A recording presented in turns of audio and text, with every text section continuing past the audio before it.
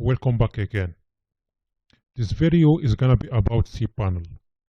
Now, for those who don't know what cPanel is like a dashboard where you can manage your website.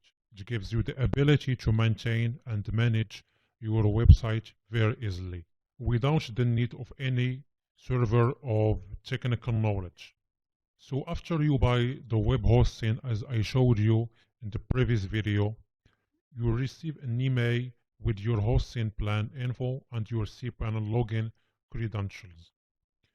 It should be something like this: cPanel URL, your cPanel username, password.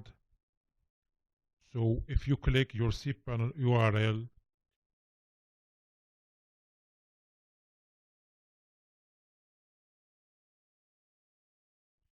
it should take you right to this page where you can enter your cPanel username and password.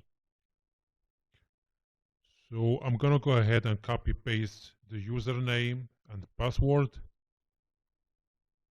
and make sure to copy them correctly.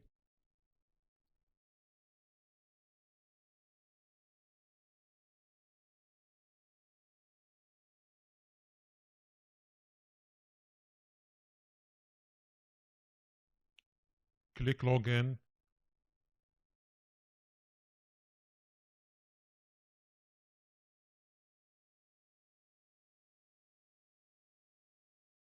And here you go. You are now on your cPanel dashboard.